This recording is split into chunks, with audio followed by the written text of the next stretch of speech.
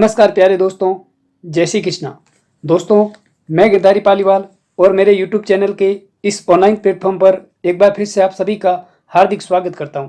जैसा कि दोस्तों आप स्क्रीन पर देख पा रहे हैं, BSTC परीक्षा 2023 28 अगस्त आंसर की। दोस्तों आज की इस वीडियो सेशन में हम BSTC 2023 के दोस्तों संपूर्ण पेपर पर दोस्तों आंसर की पर दोस्तों हम चर्चा करेंगे। दोस्तों जितना हो सके वीडियो को ज़्यादा से ज़्यादा लाइक और शेयर करें और इस चैनल को दोस्तों जिन्होंने अभी तक सब्सक्राइब नहीं किया है एक बार दोस्तों जरूर चैनल को सब्सक्राइब करें। दोस्तों उम्मीद करता हूँ कि आप सबका दोस्तों पेपर है वो अच्छा हुआ होगा। आपने दोस्तों जिस तरह की दोस्तों BST 2023 के एग्जाम के लिए तैयारी की उतने दोस्तों आपको नंबर है वो मिल जाएंगे। दोस्तों आपने उम्मीद करता हूँ अच्छी से अच्छी तैयारी की होगी। जितने दिनों से दोस्तों आप जो इतने दिनों से दोस्तों इस एग्जाम की तैयारी के साथ लगे हुए थे तो उम्मीद करता हूं दोस्तों आप सभी का अच्छा हुआ होगा पेपर। और दोस्तों आज की इस वीडियो सेशन में हम संपूर्ण दोस्तों BSTC 2023 का जो पेपर हुआ था उस पर दोस्तों हम चर्चा करने जा रहे हैं। इसलिए दोस्तों जितना हो सके वीडियो को ज्यादा से ज्यादा लाइक और शेयर करें और इस चैनल को दोस्तों जरूर सब्सक्राइब करें। दोस्तों एक एक क्वेश्चन करके चलेंगे। सबसे पहले दोस्तों हम राजस्थान जीके के क्वेश्चनों पर चर्चा करेंगे। उसके बाद में दोस्तों हम अलग अलग सब्जेक्ट जो 4 भाग के अंदर दोस्तों आपका जो पेपर हुआ है उन तमाम क्वेश्चनों पर दोस्तों हम चर्चा करेंगे। सबसे पहला क्वेश्चन दोस्तों आपसे पूछा गया था कि रणकपुर जैन मंदिर कहां पर स्थित है। बहुत ही अच्छा क्वेश्चन था दोस्तों। और दोस्तों जो विद्यार्थी इन वीडियो सेशन के साथ दोस्तों समय समय के साथ जुड़े हुए रहे थे, जिन्होंने दोस्तों जो MCQ क्वेश्चन की दोस्तों हमने जो सीरीज शुरू की थी उनके साथ जो जुड़े थे उन्होंने दोस्तों ये क्वेश्चन पक्का गलत नहीं किया होगा। क्योंकि दोस्तों हम वीडियो सेशन में इस क्वेश्चन पर चर्चा कर चुके थे कि रणकपुर जैन मंदिर कहां पर स्थित है। दोस्तों क्या इसी तरह का क्वेश्चन पूछा गया था? जी हाँ दोस्तों, आपसे पूछा था कि रणकपुर जैन मंदिर के अंदर दोस्तों कितने खंबे हैं। तो दोस्तों रणकपुर जो जैन मंदिर है इसके अंदर दोस्तों 1444 खंबे हैं। कितने खंबे हैं? 1444। और रणकपुर के जैन मंदिर दोस्तों कहां पर स्थित है? पाली जिले में। कहां पर स्थित है? पाली जिले के अंदर स्थित है, मथाई नदी के किनारे। बहुत ही अच्छा दोस्तों, जितना हो सके दोस्तों वीडियो को लाइक और शेयर करते रहें और इस चैनल को दोस्तों जरूर सब्सक्राइब करें। अगला क्वेश्चन पूछा गया था दोस्तों, वालन नृत्य किस जनजाति द्वारा किया जाता है। बहुत ही अच्छा क्वेश्चन है, जल्दी से बताएं आप क्या आंसर करके है। वालन नृत्य है वो किस जनजाति द्वारा किया जाता है? क्या आंसर होगा? बहुत ही अच्छा दोस्तों, यह नृत्य है वो किस जनजाति द्वारा किया जाता है? ग्रास्य जनजाति द्वारा। किस जनजाति द्वारा? ग्रास्य जनजाति द्वारा। उम्मीद करता हूं दोस्तों आपने इसका आंसर सही किया होगा। जल्दी से बताएं किस किस का यह आंसर सही हुआ है? ग्रास्य जनजाति। अगला क्वेश्चन था दोस्तों, एक ही आंदोलन को प्रारंभ किसने किया। बहुत ही अच्छा क्वेश्चन था, जल्दी से बताएं क्या आंसर करके है। एक ही आंदोलन को प्रारंभ किसने किया? क्या आंसर होगा? बहुत ही अच्छा, किसने प्रारंभ किया? मोतीलाल तेजावत। मोतीलाल तेजावत ने एक ही आंदोलन को क्या किया? प्रारंभ किया। तीसरा आंसर यहां पर तीसरे का क्या आंसर होगा? मोतीलाल तेजावत। अगला क्वेश्चन, हुडा किस रियासत में है। दोस्तों इस क्वेश्चन पर भी हमने वीडियो सेशन में चर्चा की थी। हुडा है वो किस रियासत में है? क्या आंसर होगा? जल्दी से बताएं कौन सी रियासत में है? मेवाड़। बहुत ही अच्छा, मेवाड़ आंसर हो जाएगा। जिनका भी मेवाड़ आंसर है बहुत अच्छी बात है। अगला क्वेश्चन दोस्तों पूछा गया था, विजय सिंह पथिक के बचपन का नाम क्या था। दोस्तों हमने बहुत बार इस क्वेश्चन पर चर्चा की थी। विजय सिंह पथिक के बचपन का क्या नाम था? जल्दी से कमेंट बॉक्स में बताएं। विजय सिंह पथिक के बचपन का नाम क्या था? बहुत ही अच्छा, क्या आंसर होगा यहां पर? भूप सिंह। जो विद्यार्थी भूप सिंह करके आया बहुत अच्छी बात है दोस्तों, आपका एक क्वेश्चन और सही हो जाएगा, आपका 1 नंबर पक्का हो गया। अगला क्वेश्चन, राज्य का अनागार किसे कहते हैं।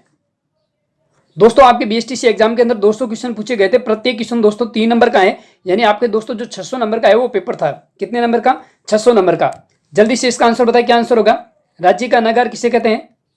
क्या आंसर करके आए? बहुत अच्छा, किसे कहते हैं? श्री गंगानगर को। श्री गंगानगर, इसे क्या कहते हैं? राज्य का अनागार। अगला क्वेश्चन पूछा गया था, बनी ठनी चित्र शैली का संबंध किससे है। बनी ठनी चित्र शैली का संबंध है वो किससे है? जल्दी से इसका आंसर बताएं, क्या आंसर होगा? क्या आंसर किया? 7वें का। बनी ठनी किशनगढ़ शैली का जो संबंध है वो किससे है दोस्तों? बहुत ही अच्छा दोस्तों, बनी ठनी जो चित्र शैली है इसका संबंध है किशनगढ़ से। किस शैली से है? किशनगढ़ शैली से, जो कहां की है दोस्तों? अजमेर की। अगला क्वेश्चन पूछा गया था, जहूर खां का संबंध कहां से है। जल्दी से इसका आंसर बताएं और दोस्तों जितना हो सके वीडियो को ज्यादा से ज्यादा लाइक और शेयर करें और इस चैनल को दोस्तों जरूर सब्सक्राइब करें। जल्दी से आंसर दें, जहूर खां का संबंध कहां से है? बहुत अच्छा दोस्तों, मेवात क्षेत्र से। किससे? मेवात क्षेत्र। और दोस्तों ये किसके कलाकार थे? बपंग वादक के, बपंग वादक। ये वाद्य यंत्र है, ये बजाते थे बपंग वादक जहूर खां। इनका संबंध किससे है? मेवात क्षेत्र से। अगला क्वेश्चन पूछा गया था दोस्तों, अवनी लखेरा का संबंध किससे है? बहुत ही अच्छा क्वेश्चन है दोस्तों, और ये क्वेश्चन दोस्तों बहुत बार पूछा भी गया है। अवनी लेखरा का संबंध किस खेल से है? जल्दी से बताइए, क्या आंसर कर गए? अवनी लेखरा का संबंध बहुत ही अच्छा किस खेल से है? शूटिंग से।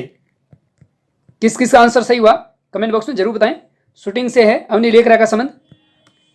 अगला क्वेश्चन पूछा गया, पर्यटन उद्योग को संरक्षण देने वाली संस्थान कौन सी है? जल्दी से आंसर दें। पर्यटन उद्योग को संरक्षण देने वाली संस्थान कौन सी है? क्या आंसर करके आए जल्दी से बताएं कमेंट बॉक्स में। साथ ही साथ दोस्तों जितना हो सके वीडियो को लाइक और शेयर जरूर करें, और इस चैनल को दोस्तों जरूर सब्सक्राइब करें। क्या आंसर होगा? पर्यटन उद्योग को संरक्षण देने वाली संस्थान कौन सी है? कौन सी है? बहुत ही अच्छा दोस्तों, यहां पर आपका आंसर हो जाएगा राजसिको। कौन सी संस्थान है? राजसिको। अगला क्वेश्चन है, सरगासुली कहां पर स्थित है? क्या आंसर किया बताओ? सरगासुली कहां पर स्थित है? बहुत अच्छा, कहां पर स्थित है? जयपुर के अंदर। किस किस का आंसर सही हुआ है जल्दी से कमेंट बॉक्स में बताएं। अगला क्वेश्चन, राज्य अभिलेखागार कहां पर स्थित है? राज्य अभिलेखागार कहां पर स्थित है? क्या यही क्वेश्चन पूछा गया था? जल्दी से आंसर दें। राज्य अभिलेखागार कहां पर स्थित है? बहुत ही अच्छा दोस्तों, क्या आंसर हो जाएगा आपका? बीकानेर में। क्या आंसर होगा यहां पर? बीकानेर के अंदर स्थित है। अगला क्वेश्चन पूछा गया था, न्यूनतम साक्षरता वाला जिला है। दोस्तों इस क्वेश्चन पर भी हमने चर्चा की थी। बहुत सारे क्वेश्चन ऐसे हैं दोस्तों जो हमने वीडियो सेशन के माध्यम से आपसे साझा किए थे। दोस्तों इस क्वेश्चन पर हमने बहुत बार चर्चा की थी, न्यूनतम साक्षरता वाला जिला कौन सा है? बहुत अच्छा दोस्तों, यहां पर आपका आंसर हो जाएगा जालोर। कौन सा जिला है? जालोर। दोस्तों हमने ये भी बताया था उस समय कि अधिकतम साक्षरता वाला जिला कौन सा है? अधिकतम साक्षरता वाला जिला, तो अधिकतम साक्षरता किस जिले की है? कोटा की। अगला क्वेश्चन, अर्धचंद्राकार पहाड़ियां कहां पर स्थित है? जल्दी से आंसर दें। क्या आंसर करके है? अर्धचंद्राकार पहाड़ियां कहां पर स्थित है? क्या आंसर होगा इसका? 14 का आंसर दें कमेंट बॉक्स में। बहुत ही अच्छा दोस्तों, जिन्होंने बूंदी आंसर दिया किया है, बहुत अच्छी बात है। यहां पर आपका आंसर हो जाएगा बूंदी जिले में। अगला क्वेश्चन है, मांदल क्या है? जल्दी से बताएं, मांदल क्या है? जितना हो सके वीडियो को लाइक और शेयर करते रहे दोस्तों, और इस चैनल को जरूर सब्सक्राइब करें। बहुत ही अच्छा दोस्तों, मांदल क्या है? वाद्य यंत्र। क्या है? वाद्य यंत्र। अगला क्वेश्चन, चिड़िया टूक पहाड़ी पर कौन सा दुर्ग है? दोस्तों इस क्वेश्चन पर भी हमने बहुत बार चर्चा की थी। चिड़िया टूक पहाड़ी पर कौन सा दुर्ग बना हुआ है? दोस्तों मैंने पहले ही बताया था कि दुर्गों से संबंधित दोस्तों आपसे 100% क्वेश्चन पूछा जाएगा, और क्वेश्चन आ भी गया। चिड़िया टूक पहाड़ी पर कौन सा दुर्ग है दोस्तों? बहुत ही अच्छा, मेहरानगढ़। मेहरानगढ़ दुर्ग। दोस्तों हमने ये भी बताया था, इस दुर्ग की स्थापना की थी दोस्तों राव जोधा ने। किसने की? राव जोधा ने दोस्तों जोधपुर नगर भी बसाया। साथ ही साथ दोस्तों हमने ये भी कहा था कि मेहरानगढ़ दुर्ग की दोस्तों नींव है वो करणी माता द्वारा रखी गई थी। किसके द्वारा? करणी माता द्वारा। तो आपका आंसर हो जाएगा चिड़िया टूक पहाड़ी पर कौन सा दुर्ग बना हुआ है? मेहरानगढ़ दुर्ग। अगला क्वेश्चन दोस्तों पूछा गया था कि तिमनगढ़ का किला कहां पर स्थित है? जल्दी से बताए, क्या आंसर करके है? तिमनगढ़ का किला कहां पर स्थित है? कौन से जिले में स्थित है? बहुत ही अच्छा, करौली के अंदर। किस किस का आंसर सही हुआ है कमेंट बॉक्स में बताएं। करौली के अंदर। अगला क्वेश्चन पूछा गया था, सलाम सिंह की हवेली कहां पर स्थित है?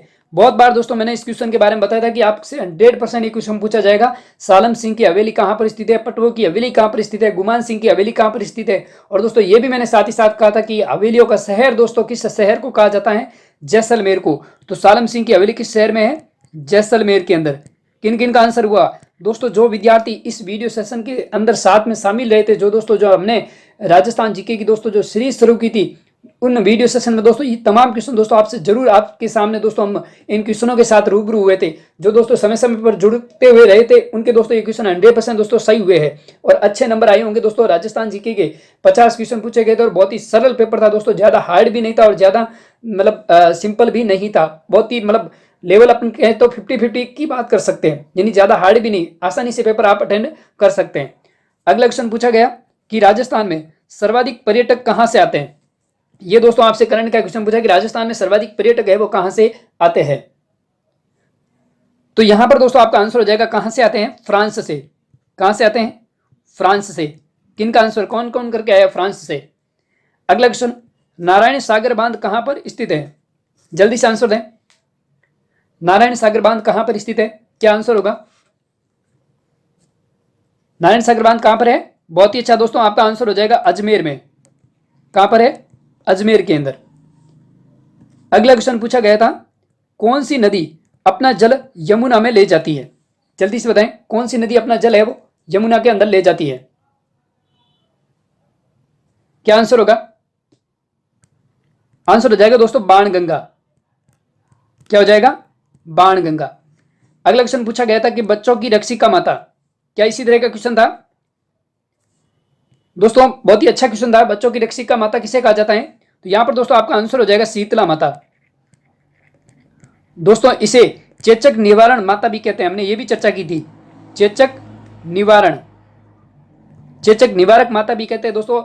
एकमात्र ऐसी माता जिसके दोस्तों खंडित मूर्ति की पूजा होती है, पत्थर की पूजा की जाती है, तो ये आपका आंसर हो जाएगा शीतला माता, जिसे दोस्तों बच्चों की रक्षिका माता भी कहा जाता है। साथ ही साथ दोस्तों जितना हो सके वीडियो को लाइक और शेयर करें और इस चैनल को दोस्तों जरूर सब्सक्राइब करें। अगला क्वेश्चन पूछा गया था कि प्रथम महिला मुख्य सचिव कौन? जल्दी से बताएं क्या आंसर करके है? प्रथम महिला मुख्य सचिव कौन है? 24वें का आंसर क्या किया? प्रथम महिला मुख्य सचिव कौन थी? जल्दी से बताएं। कुशल सिंह। क्या आंसर हो जाएगा? कुशल सिंह। अगला क्वेश्चन पूछा गया, एकमात्र पक्षी चिकित्सालय कहां पर स्थित है? क्या आंसर करके आए? जल्दी से बताएं। एकमात्र पक्षी चिकित्सालय कहां पर है? बहुत ही अच्छा, आपका आंसर हो जाएगा जयपुर के अंदर।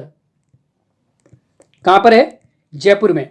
अगला क्वेश्चन है, अशोक विहार मृगवन कहां पर स्थित है? अशोक विहार मृगवन ये भी कहां पर है? जयपुर में। किन किन का आंसर सही हुआ कमेंट बॉक्स में बताएं। जयपुर में। अगला क्वेश्चन पूछा गया, गणगौर का त्योहार कब मनाया जाता है? बहुत ही अच्छा क्वेश्चन था, गणगौर का त्योहार कब मनाया जाता है? जल्दी से बताएं क्या आंसर करके है? गणगौर का त्योहार कब मनाया जाता है?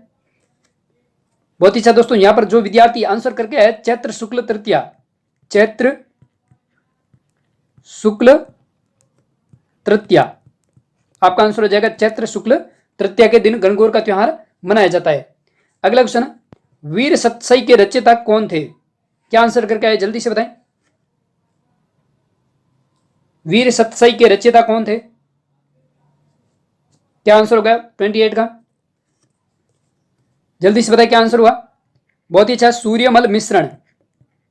सूर्यमल मिश्रण। उम्मीद करता हूं दोस्तों आप सभी का पेपर है वो अच्छा गया होगा। टेंशन नहीं लेना है दोस्तों, आपके अच्छे से अच्छे नंबर आएंगे। जिस तरह की दोस्तों आपने तैयारी की उस हिसाब से दोस्तों आपके अच्छे ही नंबर मिलेंगे। ठीक है, अगला क्वेश्चन आपसे पूछा गया था, सोनारगढ़ किले का निर्माण किसने करवाया? बहुत ही अच्छा क्वेश्चन था दोस्तों, हमने इस क्वेश्चन पर बहुत बार चर्चा की थी। सोनारगढ़ किले का निर्माण किसने करवाया? क्या आंसर होगा? किसने करवाया? बहुत ही अच्छा दोस्तों, राव जैसल भाटी ने। राव जैसल भाटी इन्होंने करवाया था दोस्तों। अगला क्वेश्चन पूछा गया था, राजस्थान का जतिन दास किसे कहते हैं? क्या आंसर करके आए बताएं। राजस्थान का जतिन दास किसे कहते हैं? बहुत ही अच्छा दोस्तों, यहां पर आपका आंसर हो जाएगा बाल मुकुंद बिस्सा को। बाल मुकुंद बिस्सा को दोस्तों राजस्थान का क्या कहते हैं? जतिन दास। साथ ही साथ दोस्तों जितना हो सके वीडियो को लाइक और शेयर करते रहे और इस चैनल को दोस्तों जरूर सब्सक्राइब करें जिन्होंने अभी तक सब्सक्राइब नहीं किया है, और दोस्तों बेल आइकन बटन को भी दोस्तों जरूर दबाएं। अगला क्वेश्चन पूछा गया था कि प्रथम परमाणु परीक्षण कहां पर किया गया था? जल्दी से आंसर बताएं क्या करके आए। प्रथम परमाणु परीक्षण कहां पर किया गया? बहुत ही अच्छा दोस्तों, 31 का आपका आंसर हो जाएगा पोखरण के अंदर। कहां पर? बहुत बार दोस्तों ये क्वेश्चन पूछा भी गया था। पोखरण में। कब किया गया था दोस्तों? 1974 में। अगला क्वेश्चन, केला देवी मेला कहां पर लगता है? जल्दी से बताएं 32 का आंसर। केला देवी का मेला कहां पर लगता है? कहां पर लगता है? करौली में। अगला क्वेश्चन पूछा गया था, महाराणा प्रताप के गुरु का क्या नाम था? बहुत ही अच्छा क्वेश्चन था। जल्दी से आंसर बताएं क्या करके आए। महाराणा प्रताप के गुरु का क्या नाम था? क्या नाम था? श्री राघवेंद्र। क्या इसी तरह के क्वेश्चन पूछे गए थे? जल्दी से कमेंट बॉक्स में बताएं। अगला क्वेश्चन पूछा गया था, राज्य मानवाधिकार आयोग की रिपोर्ट किसे दी जाती है? जल्दी से आंसर दें। राज्य मानवाधिकार आयोग की रिपोर्ट है वो किसे दी जाती है? बहुत ही अच्छा, यहां पर आपका आंसर हो जाएगा राज्य सरकार को। किसे दी जाती है? राज्य सरकार को। अगला क्वेश्चन पूछा गया था, वंदे मातरम ट्रेन कहां से कहां तक चलाई गई? जल्दी से बताएं क्या आंसर होगा। कहां से कहां तक? उदयपुर से जयपुर। कौन कौन आंसर करके आया? उदयपुर से जयपुर। अगले क्वेश्चन का आंसर बताएं। भील पुरुष के कमर का वस्त्र है। भील पुरुष के कमर का वस्त्र कौन सा था? क्या आंसर होगा इसका? क्या था? खोइतू। कौन कौन आंसर करके आया? खोइतू। अगला क्वेश्चन पूछा गया था, कंदोरा आभूषण कहां पर पहना जाता है? बहुत बार दोस्तों इस क्वेश्चन पर हमने चर्चा की थी। कंदोरा आभूषण कहां पर पहना जाता है? कहां पर? कमर में। क्या इसी तरह का क्वेश्चन था या फिर यह पूछा गया होगा कि कमर का आभूषण कौन सा है? कंदोरा। अगला क्वेश्चन पूछा गया था, पोमछा क्या है? क्या यह क्वेश्चन पूछा गया था? जल्दी से बताएं पोमछा क्या है? पोमछा बहुत बार चर्चा की थी दोस्तों, राजस्थानी ओढ़नी का प्रकार। राजस्थानी ओढ़नी का प्रकार है पोमछा। अगला क्वेश्चन पूछा गया था, महिला आयोग का गठन कब किया गया? जल्दी से बताएं क्या आंसर करके आए। महिला आयोग का गठन कब किया गया?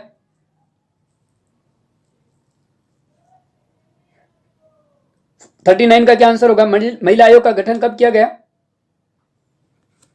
1999 में। 1999 में। अगला क्वेश्चन पूछा गया था, धौलपुर में कौन सा किला स्थित है? जल्दी से आंसर दे क्या करके आए। धौलपुर में कौन सा किला स्थित है? बहुत ही अच्छा, आपका आंसर हो जाएगा शेरगढ़ का किला। शेरगढ़ का किला। किन किन का आंसर सही हुआ? अगला क्वेश्चन था, लोहागढ़ दुर्ग कहां पर स्थित है? लोहागढ़ दुर्ग कहां पर स्थित है? क्या आंसर किया? जल्दी से बताएं। साथ ही साथ दोस्तों जितना हो सके वीडियो को लाइक और शेयर करें और इस चैनल को दोस्तों जरूर सब्सक्राइब करें। लोहागढ़ दुर्ग कहां पर स्थित है? बहुत ही अच्छा, भरतपुर में। क्या आंसर होगा? भरतपुर में। अगला क्वेश्चन था कि वस्त्र चित्रण की कलमकारी कला कौन सी है? क्या आंसर होगा? वस्त्र चित्रण की कलमकारी कला कौन सी है? कौन सी कला है? फड़ कला। बहुत ही अच्छा दोस्तों, ये कहां की है दोस्तों? शाहपुरा की। किस जिले की? शाहपुरा की। जोगी परिवार।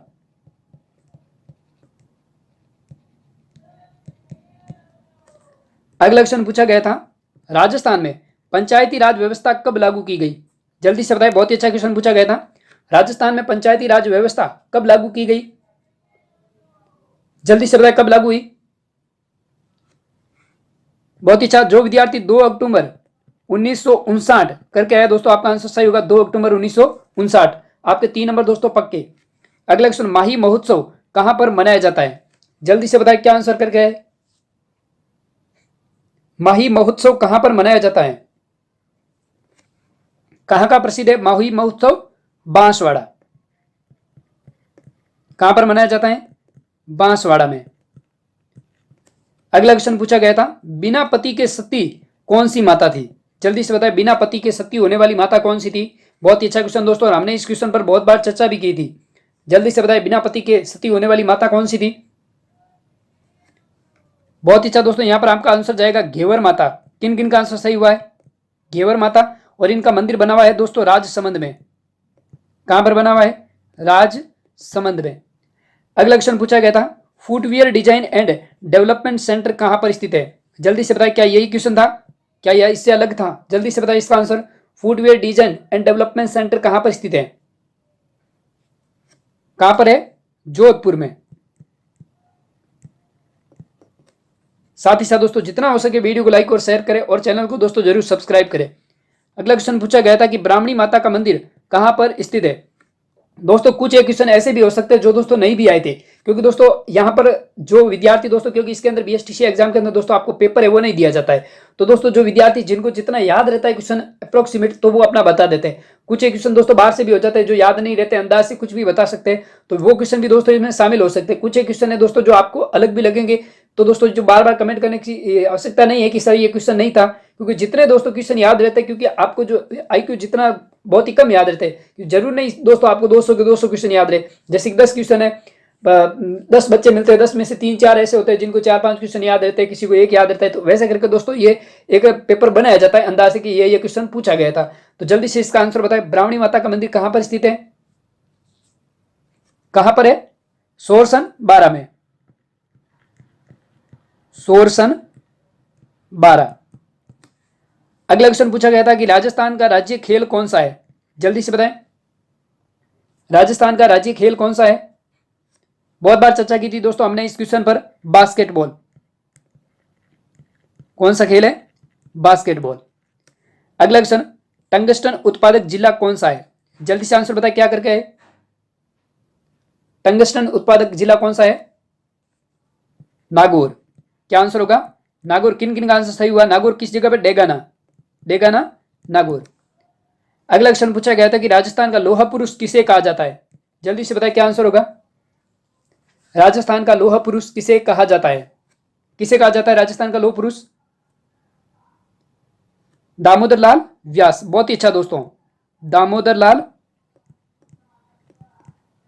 व्यास को। किन किन का आंसर सही हुआ कमेंट बॉक्स में बताएं। अगला क्वेश्चन पूछा गया था कि चंद्रभागा पशु मेला कहां पर लगता है, चंद्रभागा पशु मेला कहां पर लगता है, कहां पर लगता है, झालरापाटन झालावाड़ में, झालरापाटन जो कहां पर पड़ता है, झालावाड़। अगला क्वेश्चन, अलगोजा किस प्रकार का वाद्य यंत्र है, जल्दी से बताएं, अलगोजा किस प्रकार का वाद्य यंत्र है, कैसा है, बहुत ही अच्छा, सुशीर वाद्य यंत्र। किस प्रकार का है, सुशीर वाद्य यंत्र। अगला क्वेश्चन, 1857 की क्रांति के भामाशाह किसे कहा जाता है, 1857 की क्रांति के भामाशाह किसे कहा जाता है, बहुत ही अच्छा दोस्तों, किसे कहा जाता है, अमरचंद बाठिया को, बाठिया को। तो दोस्तों ये थे आपके राजस्थान जीके के क्वेश्चन। अब दोस्तों हम चर्चा करेंगे आपके शिक्षण अभिरुचि के क्वेश्चनों पर। सबसे पहला क्वेश्चन है कि अधिगम की सफलता का प्रमुख आधार है। बहुत ही अच्छा क्वेश्चन था दोस्तों, अधिगम की सफलता का प्रमुख आधार है, तो दोस्तों आपका आंसर हो जाएगा लक्ष्य प्राप्ति की उत्कृष्ट इच्छा। तो क्या आंसर होगा, अधिगम की सफलता का प्रमुख आधार लक्ष्य प्राप्ति की उत्कृष्ट इच्छा। अगला क्वेश्चन था, उस नेता को अच्छा माना जाता है जो, उस नेता को अच्छा माना जाता है जो, तो यहां पर आपका आंसर क्या होगा, समूह के प्रेरकों को संतुष्ट करे, जो क्या करे, समूह के प्रेरकों को संतुष्ट करे। अगला क्वेश्चन पूछा गया था, शिक्षण प्रक्रिया के तहत आश्रित चर है, शिक्षण प्रक्रिया के तहत आश्रित चर है, तो आपका आंसर हो जाएगा छात्र। साथ ही साथ जितना हो सके दोस्तों वीडियो को लाइक और शेयर करें और इस चैनल को दोस्तों जरूर सब्सक्राइब करें।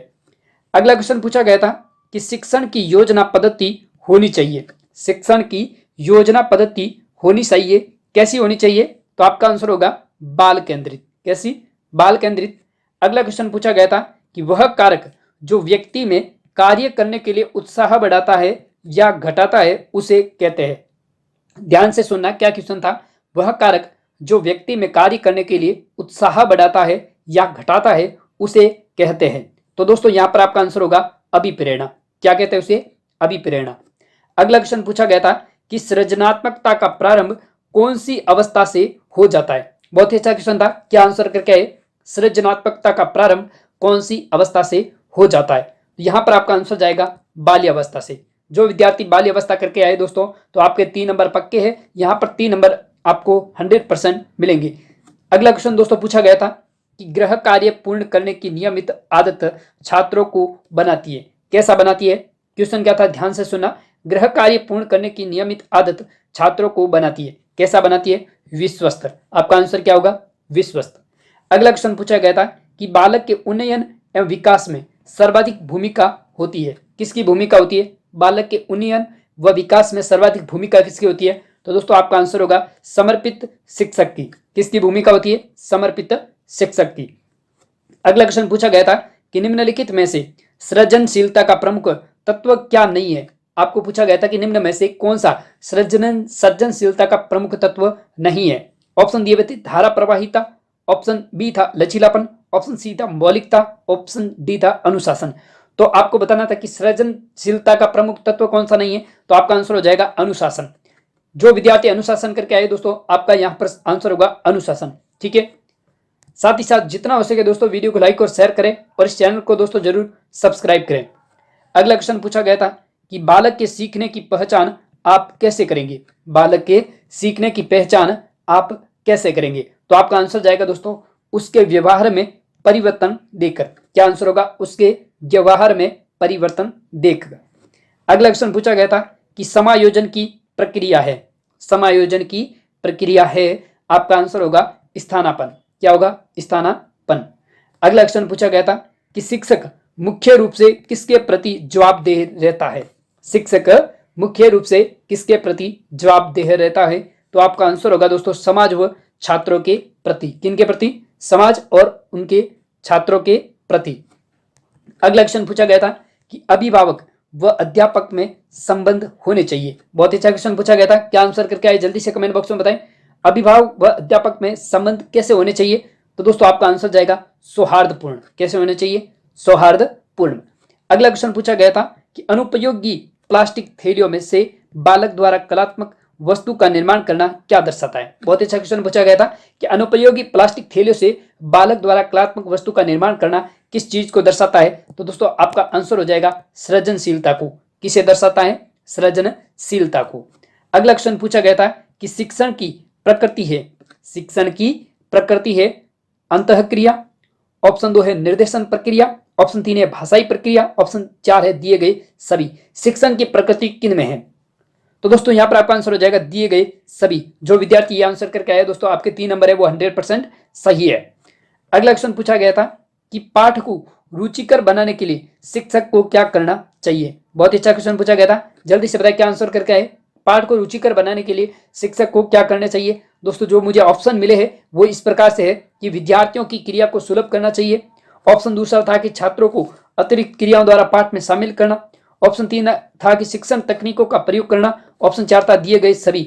जल्दी से बताएं पाठ को रुचिकर बनाने के लिए शिक्षक को क्या करना चाहिए? तो क्या आंसर होगा? दिए गए सभी। अगला क्वेश्चन पूछा गया था कि शिक्षा जीवन का अंग है, यह कथन किसका है? शिक्षा जीवन का अंग है, यह कथन किसका है? तो आपका आंसर हो जाएगा जॉन डेवी का। अगला क्वेश्चन पूछा गया था नेता होना चाहिए, आपका नेता कैसा होना चाहिए दोस्तों? तो आपका आंसर हो जाएगा कैसा होना चाहिए? बहिर्मुखी। अगला क्वेश्चन पूछा गया था कि समाज में नैतिकता के पतन का कारण है। क्या क्वेश्चन पूछा गया था? समाज में नैतिकता की पतन का कारण है। तो यहाँ पर आपका आंसर होगा अच्छे शिक्षकों का अभाव। क्या आंसर होगा? अच्छे शिक्षकों का अभाव। अगला क्वेश्चन पूछा गया था कि सृजनशीलता बालकों का विशेष लक्षण है। सृजनशील बालकों का विशेष लक्षण कौन सा है? तो यहाँ पर दोस्तों आपका आंसर हो जाएगा प्रबल जिज्ञासा। कौन कौन विद्यार्थी करके आए? क्या आंसर होगा? प्रबल जिज्ञासा। अगला क्वेश्चन पूछा गया था कि बुनियादी शिक्षा का विचार के प्रतिपादक है। बुनियादी शिक्षा विचार के प्रतिपादक कौन है? तो आपका आंसर हो जाएगा महात्मा गांधी। दोस्तों जितना हो सके वीडियो को लाइक और शेयर करें और इस चैनल को दोस्तों जरूर सब्सक्राइब करें। अगला क्वेश्चन पूछा गया था कि आज के वर्तमान मानव की आवश्यकता उत्तम और शानदार चरित्र है, यह कथन सर्वप्रथम किसने दिया? बहुत ही अच्छा क्वेश्चन पूछा गया था कि आज के वर्तमान मानव की आवश्यकता उत्तम और शानदार चरित्र है, यह कथन सर्वप्रथम किसने दिया? तो आपका आंसर जाएगा किसने दिया? स्पेंसर ने। किसने दिया? स्पेंसर ने।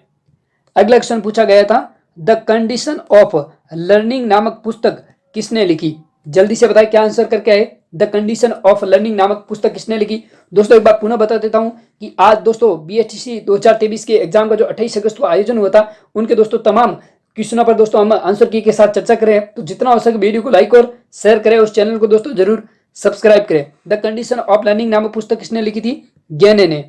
अगला क्वेश्चन पूछा गया था कि एक अध्यापक का अनिवार्य व्यक्तित्व संबंधी गुण है। एक अध्यापक का अनिवार्य व्यक्तित्व संबंधित गुण कौन सा है? तो आंसर हो जाएगा उच्च नैतिक चरित्र। अगला क्वेश्चन पूछा गया था कि प्रशंसा और निंदा दो ऐसी प्रेरणाएं हैं जो बालक में वृद्धि करती है। प्रशंसा और निंदा दो ऐसी प्रेरणाएं हैं जो बालक में वृद्धि करती है। ऑप्शन थे शरीर की, अनुशासन की, सामाजिक प्रेरणा की या सभी की। जल्दी से आंसर बताएं क्या करके आए। प्रशंसा और निंदा दो ऐसी प्रेरणाएं हैं जो बालक में वृद्धि करती है, किसकी? इन सभी की। तो 26वें का आंसर हो जाएगा सभी की। अगला क्वेश्चन पूछा गया था, एक शिक्षक होने के नाते असामाजिक लोगों के साथ आपका व्यवहार कैसा होगा? एक शिक्षक होने के नाते असामाजिक लोगों के साथ आपका व्यवहार कैसा होगा? तो आपका आंसर हो जाएगा सुधारक का। कैसा होगा? सुधारक का। अगला क्वेश्चन पूछा गया था कि सृजनात्मक उत्तरों के लिए जरूरी है, सृजनात्मक उत्तरों के लिए क्या जरूरी है? तो आपका आंसर जाएगा दोस्तों मुक्त उत्तर वाले प्रश्न। क्या होगा? मुक्त उत्तर वाले प्रश्न।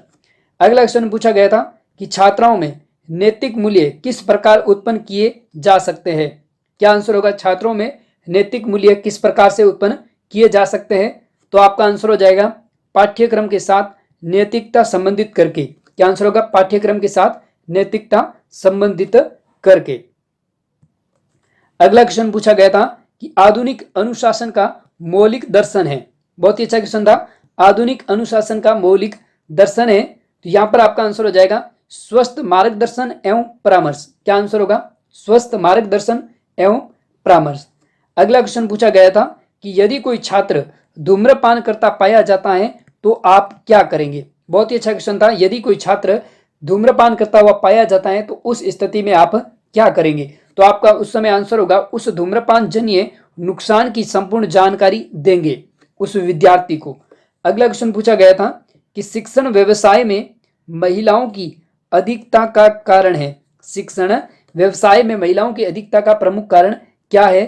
क्या आंसर होगा इसका? क्या करके आए? और साथ ही साथ दोस्तों जितना हो सके वीडियो को लाइक और शेयर करें और इस चैनल को दोस्तों जरूर सब्सक्राइब करें। दोस्तों जो विद्यार्थी ये आंसर करके आए वे बच्चों के साथ अधिक संवेदना का धैर्यपूर्वक व्यवहार करती है, तो आपका आंसर हो जाएगा ये वाला। अगला क्वेश्चन पूछा गया था कि निम्न में से खेल पर आधारित विधि है।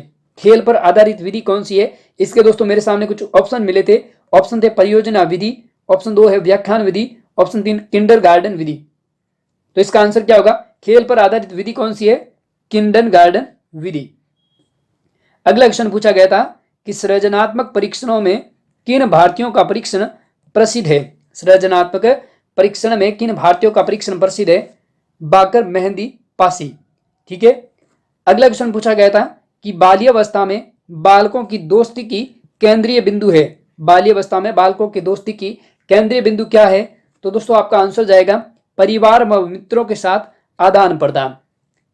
अगला क्वेश्चन पूछा गया था कि कौन सा कार्य शिक्षक का नहीं है? ऑप्शन 1 नियोजन, शिक्षण, बजट बनाना। कौन सा कार्य है वो शिक्षक का नहीं है? तो यहां पर आपका आंसर जाएगा दोस्तों बजट बनाना। जो विद्यार्थी आंसर करके आए आपका आंसर सही होगा। अगला क्वेश्चन पूछा गया था कि मूल्यांकन का निकट संबंध होता है। मूल्यांकन का निकट संबंध होता है, तो आपका आंसर होगा उद्देश्य से। अगला क्वेश्चन पूछा गया था कि अधिगम में अभ्यास के नियम का आशय है। अधिगम में अभ्यास के नियम का आशय है, तो आपका आंसर होगा किसी बात को बार बार लिखना। किसी बात को बार बार लिखना। चलते अगले क्वेश्चन की ओर। अगला क्वेश्चन दोस्तों आपसे पूछा गया था कि कक्षा में संवाद अनिवार्य रूप से होना चाहिए। कक्षा में संवाद अनिवार्य रूप से होना चाहिए, तो कैसा होना चाहिए? तदानुभूतिक। क्या आंसर होगा? तदानुभूतिक। अगला क्वेश्चन पूछा गया था कि शिक्षण में तुलनात्मक अध्ययन के लिए उपयोगी है। शिक्षण में तुलनात्मक अध्ययन के लिए उपयोगी है, तो आपका आंसर हो जाएगा तालिकाएं। अगला क्वेश्चन पूछा गया था कि बालक के सामाजिक विकास की तीव्र गति होती है। बालक के सामाजिक विकास की तीव्र गति किसमें होती है? संयुक्त परिवार में। आंसर क्या हो जाएगा? संयुक्त परिवार में। दोस्तों जितना हो सके वीडियो को लाइक और शेयर करें और इस चैनल को दोस्तों जरूर सब्सक्राइब करें। अगला क्वेश्चन पूछा गया था कि यदि कोई छात्र आपको अपने घर पर आमंत्रित करता है तो आप क्या करेंगे? यदि कोई छात्र आपको अपने घर पर आमंत्रित करता है तो आपका आंसर क्या होगा? किसी अवसर विशेष होने पर जाएंगे। यानी अगर कोई जरूरी काम होगा या अवसर विशेष होगा तो आप जाएंगे। अगला क्वेश्चन पूछा गया था कि निम्न गुणों में से कौन सा शिक्षक के लिए उपयोगी है। निम्न गुणों में से कौन सा शिक्षक के लिए उपयोगी है, तो आपका आंसर हो जाएगा ज्ञान, संयम और विवेक। ये तीनों दोस्तों शिक्षक के लिए उपयोगी है। अगला क्वेश्चन पूछा गया था कि नेतृत्व के गुणों का विकास बालकों में इसलिए किया जाता है क्योंकि वे किस तरह के हो, व्यक्तित्व का विकास कर सके, व्यक्तित्व का विकास कर सके। अगला क्वेश्चन पूछा गया था कि प्रौढ़ शिक्षा का उद्देश्य है, प्रौढ़ शिक्षा का उद्देश्य क्या है, तो आपका आंसर होगा साक्षरता। अगला क्वेश्चन पूछा गया था कि परिवार एक साधन है, परिवार एक साधन है तो कैसा साधन है, अनौपचारिक शिक्षा का। परिवार कैसा साधन है, अनौपचारिक शिक्षा का। अगला क्वेश्चन पूछा गया था कि शैक्षिक प्रौद्योगिकी के उपयोग के फलस्वरूप शिक्षा का कक्षा कार्य है, शैक्षिक प्रौद्योगिकी के उपयोग के फलस्वरूप शिक्षक का कक्षा कार्य क्या है, वैज्ञानिक हो गया। अगला क्वेश्चन पूछा गया था कि सीसीई ने कुल कितने समेटिव असेसमेंट किए जोन का प्रावधान है। क्या क्वेश्चन था कि सीसीई ने कुल कितने समेटिव असेसमेंट जोन का प्रावधान है, तो आपका आंसर होगा 2। अगला क्वेश्चन पूछा गया था कि सृजनात्मकता का मुख्य रूप से संबंधित है, सृजनात्मकता मुख्य रूप से किससे संबंधित है, तो आपका आंसर होगा अपसारी चिंतन से। अगला क्वेश्चन पूछा गया था कि भाषा किसका माध्यम है। बहुत ही अच्छा क्वेश्चन पूछा गया था कि भाषा किसका माध्यम है, तो आपका आंसर हो जाएगा सहज अभिव्यक्ति का। क्या आंसर होगा, सहज अभिव्यक्ति का माध्यम है क्या, भाषा। तो दोस्तों ये आपके सामने क्वेश्चन थे शिक्षण अभिरुचि के 50 महत्वपूर्ण क्वेश्चन। दोस्तों आप इनमें से चेक कर लेना कि आपके कितने क्वेश्चन है दोस्तों सही हुए हैं। ये दोस्तों आपकी आंसर की है शिक्षण अभिरुचि की। अब दोस्तों हम नेक्स्ट बात करेंगे मानसिक योग्यता यानी रीजनिंग के क्वेश्चन पर। सबसे पहला क्वेश्चन था असंगत का चयन करो। आपके सामने 4 ऑप्शन थे और वो 4 ऑप्शन क्या थे, मान लीजिए ए ऑप्शन आपके सामने था √2, ऑप्शन बी था √4, ऑप्शन सी था √16, ऑप्शन डी था √9। इस तरह के ऑप्शन थे और आपको बताना था कि असंगत का चयन करो। तो दोस्तों यहाँ पर आपका आंसर हो जाएगा, जैसे कि √4 की बात करें तो किसका है, 2 का, √16 कितना हो जाएगा 4, √9 कितना हो जाएगा 3। इसका मतलब दोस्तों √2 एक कैसी है, अभाज्य संख्या। कैसी है, अभाज्य संख्या। कैसी संख्या है, अभाज्य संख्या। यहाँ पर अभाज्य नहीं कैसी संख्या है, √2 एक अपरिमेय संख्या है। कैसी संख्या है, अपरिमेय संख्या। √2 कैसी संख्या है, अपरिमेय संख्या। और दोस्तों ये तीनों की तीनों ये कैसी संख्या है, परिमेय संख्या। ये कैसी संख्या है, परिमेय संख्या। ठीक है, तो यहां पर आपको असंगत चुनना था, आपका आंसर हो जाएगा √2। अगला क्वेश्चन दोस्तों आपसे पूछा गया था, साथ ही साथ जितना हो सके वीडियो को लाइक और शेयर करें और इस चैनल को जरूर सब्सक्राइब करें। अगला क्वेश्चन पूछा गया था कि विषम का चयन करो और यहां पर आपके सामने ऑप्शन थे। ऑप्शन ए की बात करें तो ऑप्शन ए था 23, ऑप्शन बी था 33, ऑप्शन सी था 37 और ऑप्शन डी था 43। आपसे पूछा असंगत का चयन करें। तो देखिए दोस्तों जैसे कि बात करें 33 एक ऐसी संख्या है, भाज्य संख्या। कैसी संख्या है, भाज्य संख्या। और दोस्तों 23, 37 और 43 ये संख्या कैसी है, अभाज्य संख्या। 3 तो दोस्तों अभाज्य संख्या और 1 है आपके सामने भाज्य संख्या। तो यहां पर बी ऑप्शन है वो आपका क्या हो जाएगा, सही हो जाएगा। ठीक है, अगला क्वेश्चन आपसे इस प्रकार से पूछा गया था। क्वेश्चन था कि आपको एक सीरीज दे रखी, जैसे 0, 1, उसके बाद में क्या था 26, उसके बाद में था 63 और उसके बाद में था क्वेश्चन मार्क। यानी कि यहां पर क्वेश्चन मार्क पर कौन सी संख्या आएगी। ऑप्शन आपके सामने कुछ इस तरह से थे। ए ऑप्शन में था 125, बी ऑप्शन में था 124, सी ऑप्शन में था 121 और डी ऑप्शन में था 120। देखिए क्वेश्चन मार्क पर कौन सी संख्या आएगी, चेक कर लेते हैं कौन सी संख्या आएगी। देखिए 1 का क्यूब -1 बराबर क्या होता है 0, 2 का क्यूब -1 बराबर क्या हो जाएगा, 2 का क्यूब -1 बराबर क्या हो जाएगा 7। इसका मतलब यहां पर था आपका 7। फिर 3 का क्यूब -1 कितना हो जाएगा 26, 4 का क्यूब -1 कितना हो जाएगा 63। तो नेक्स्ट संख्या क्या आएगी, 5 का क्यूब -1। 5 का क्यूब होता है 125 और 125 में से 1 माइनस करेंगे, आंसर आएगा 124। यानी कि जिनका 124 आंसर आया है, बहुत अच्छी बात है, यहाँ पर आपका आंसर हो जाएगा 124। ठीक है।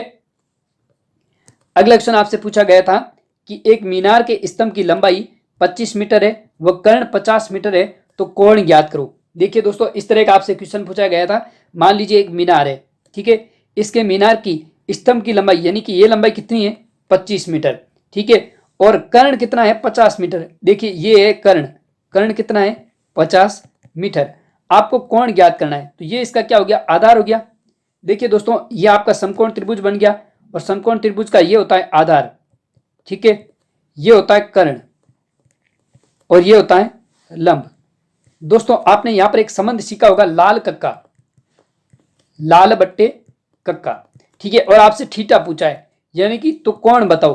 तो लाल बट्टा कक्का यानी कि लाल, लंब बट्टा कर्ण, आपको लंब दे रखा है, कर्ण दे रखा है, तो लंब बट्टा कर्ण किसका संबंध होता है, साइन थीटा का, यानी कि साइन थीटा बराबर क्या होता है, लंब बट्टा कर्ण।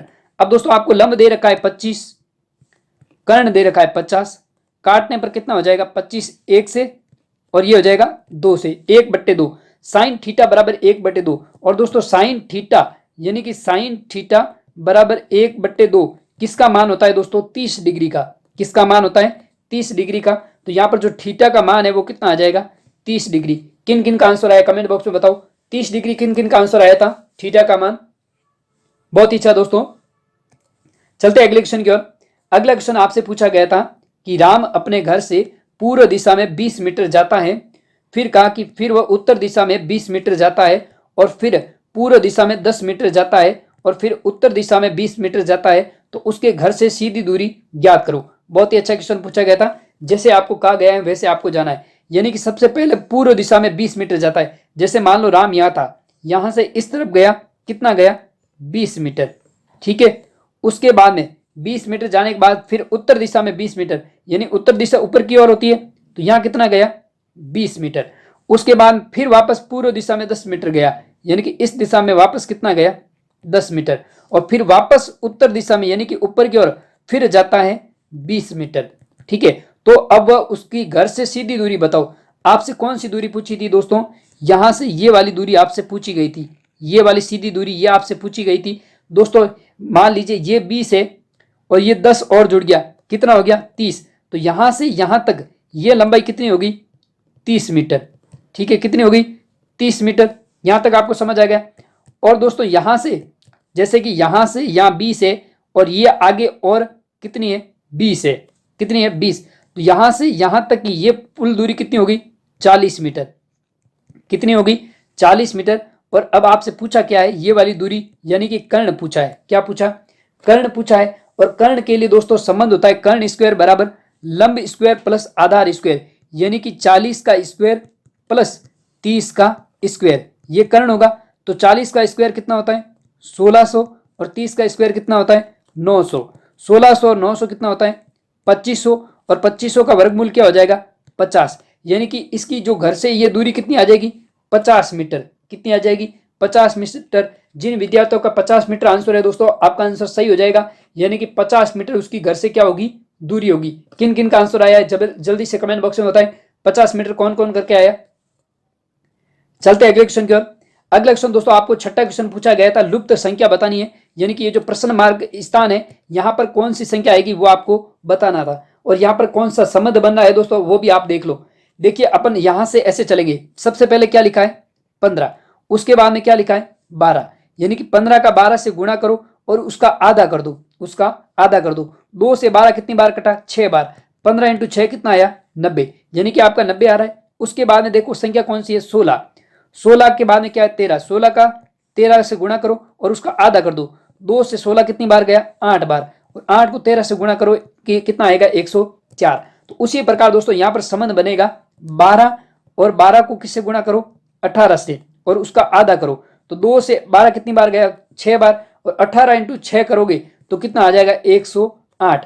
तो आपका आंसर क्या आएगा 108। जिनका भी आंसर 108 आया है आपका दोस्तों आंसर सही है, और 3 नंबर दोस्तों आपके पक्के हो जाएंगे। तो यहाँ पर आपका आंसर क्या होगा 108। किन किन का 108 आया जल्दी से बताएं। साथ ही साथ दोस्तों जितना हो सके वीडियो को लाइक और शेयर करें और इस चैनल को दोस्तों जरूर सब्सक्राइब करें। अगला दोस्तों आपसे क्वेश्चन पूछा गया था कि एक इस तरह का एक गोला था, क्या था, गोला था, और उसके अंदर दोस्तों कुछ संख्याएं लिखी हुई थी। कैसे संख्याएं थी? इस तरह से बना हुआ था गोला। क्या इसी तरह का था? जी सर, ऐसा ही गोला था, कुछ ऐसा ही गोला था ना? जी सर। अब देखिए इनके अंदर संख्याएं क्या क्या थी। जैसे मान लो यहां पर था 484, यहां पर आपके क्वेश्चन मार्क था, यहां पर संख्या थी 841, यहां पर संख्या थी 1296, उसके बाद में यहां पर संख्या थी 1 और यहां पर संख्या थी 64। अब आपको क्वेश्चन मार्क के स्थान पर बताना था कि कौन सी संख्या आएगी। देखिए दोस्तों यहां पर अब हम 1 की बात करें तो 1 का स्क्वायर क्या होता है? 1। 64 किसका स्क्वायर होता है? 8 का स्क्वायर। किसका स्क्वायर? 8 का स्क्वायर। अब दोस्तों जैसे ही 1 के अंदर आपने 7 जोड़ा, 1 के अंदर 7 जोड़ा तो 7 और 1 कितना हो गया? 8, और 8 का स्क्वायर आ गया। ठीक है, उसी प्रकार दोस्तों 8 के अंदर 7 जोड़ो, 8 और 7 कितना होता है? 15। 15 का स्क्वायर कितना होता है? 225। एक बार देखना दोस्तों 15 का स्क्वायर कितना होता है? 225। नेक्स्ट स्टेप दोस्तों 15 के अंदर 7 जोड़ो, 15 के अंदर 7 जोड़ो, क्या हो जाएगा? 22, और 22 का स्क्वायर होता है दोस्तों 484। उसी प्रकार दोस्तों 22 के अंदर 7 जोड़ो, 22 के अंदर 7 जोड़ो, 22 में 7 जोड़ने पर कौन सी संख्या बन रही है? 27, और 27 का स्क्वायर होता है क्या दोस्तों? 27 का स्क्वायर होता है 841। सॉरी, 22 में 7 जोड़ोगे तो आपका हो जाएगा 29, और 29 का स्क्वायर होता है 841। उसी प्रकार दोस्तों 29 में जैसे ही 7 जोड़ोगे तो कितना हो जाएगा? 36, और 36 का स्क्वायर क्या होता है? 1296। तो दोस्तों आपका आंसर आ जाएगा 225। क्वेश्चन मार्क के स्थान पर कौन सी संख्या आएगी? 225। किन किन का आंसर आया जल्दी से कमेंट बॉक्स में बताएं। 225 किन किन विद्यार्थियों का आंसर था? बहुत ही अच्छा दोस्तों। अगला क्वेश्चन दोस्तों आपसे पूछा गया था कि क्वेश्चन, आप कितने क्वेश्चन हो गए? 8वां क्वेश्चन है। 8वां क्वेश्चन पूछा गया था कि एक घड़ी में 1:30 का समय है तो उसका दर्पण प्रतिबिंब क्या होगा? क्या पूछा था? दर्पण प्रतिबिंब। इसका दर्पण प्रतिबिंब होगा। तो दोस्तों आपको ऑप्शन क्या क्या दिए गए थे दर्पण प्रतिबिंब के लिए? ए ऑप्शन में था 11:30, बी ऑप्शन था 1:30, सी ऑप्शन था 12:30, और एक ऑप्शन था डी 11:15। दोस्तों यहां पर आपको बोनस अंक मिलेगा। इस क्वेश्चन में आपको 100% बोनस अंक मिलेगा, क्योंकि दोस्तों 1:30 बज रहा है और दर्पण प्रतिबिंब में पूछा तो अपन माइनस किस में से करेंगे? 11:60 में से माइनस करेंगे किसको? 1:30 को।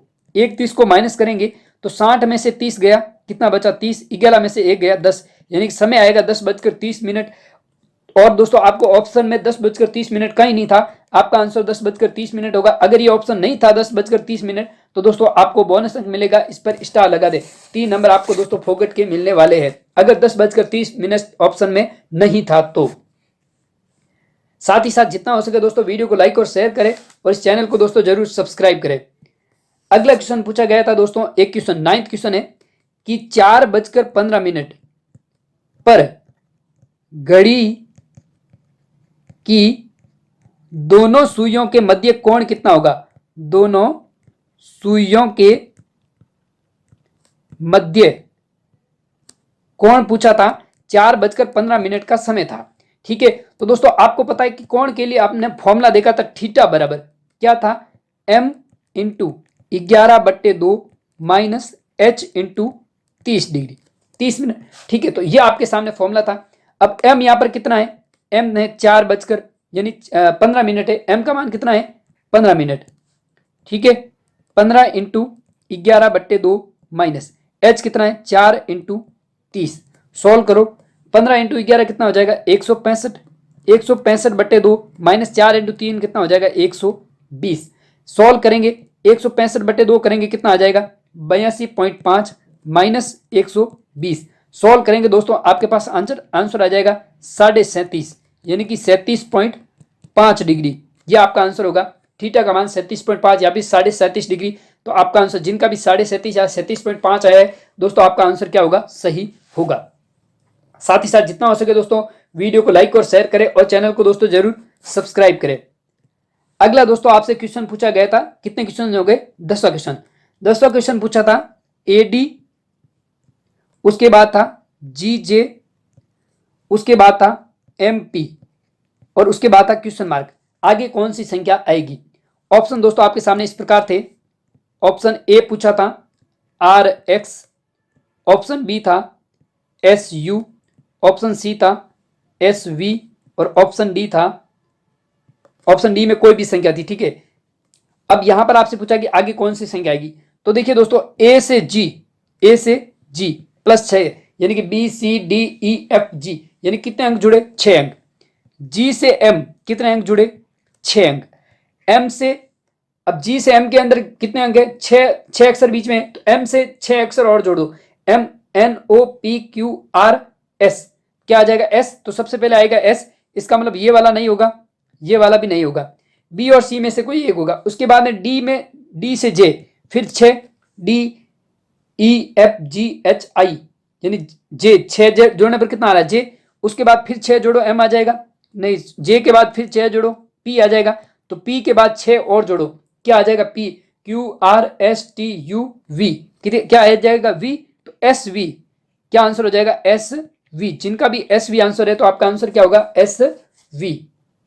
ठीक है, अगला क्वेश्चन आपसे क्या पूछा गया था। साथ ही साथ दोस्तों, ज्यादा हो सके, जितना ज्यादा हो सके वीडियो को लाइक और शेयर करें और चैनल को जरूर सब्सक्राइब करें।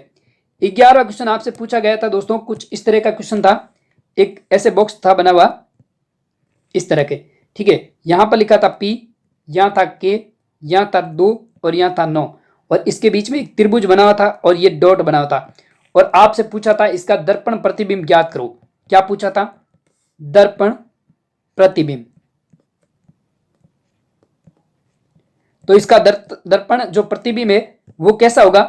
तो आंसर क्या कैसा बनेगा दर्पण प्रतिबिंब? देखिए इधर P है वो, ये जो 2 है वो ऐसा बन जाएगा, 9 है वो कैसा बन जाएगा? इस तरह से, और ये त्रिभुज वाला निशान इस तरह से हो जाएगा, ये डॉट यहां आ जाएगा, ठीक है, और ये K ऐसे बन जाएगा और P ऐसे बन जाएगा। ये इसका है दर्पण प्रतिबिंब। किन किन का आंसर सही हुआ जल्दी से कमेंट बॉक्स में बताएं, किन का आंसर ये सही था। अगला क्वेश्चन, अगला दोस्तों कुछ इस तरह का क्वेश्चन था आपके सामने, 12वां क्वेश्चन है। क्या क्वेश्चन था? इस तरह से बॉक्स था, ठीक है, यहां पर 2 प्लस निशान थे और 1 प्लस यहां था। उसके बाद में फिर बॉक्स था, यहां पर प्लस था, यहां पर 2 प्लस थे। उसके बाद में फिर बॉक्स था, यहां पर प्लस था, ये प्लस थे, ठीक है। तो आपसे पूछा था कि आगे वाले बॉक्स में कैसा आएगा। तो देखिए दोस्तों, यहां पर प्लस आया,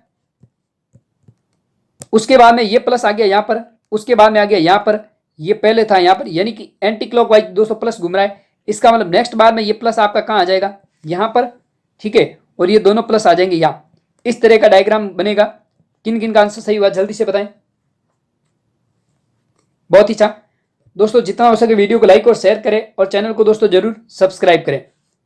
एक क्वेश्चन दोस्तों आपसे इस तरह से पूछा गया था दोस्तों, पूरे डाटा है वो मेरे को नहीं मिले हैं, लेकिन इस तरह से कुछ ऐसा क्वेश्चन था। एक तरफ था महिला, एक तरफ था दोस्तों पुरुष, और दूसरी तरफ आपको दे रखे थे कुल।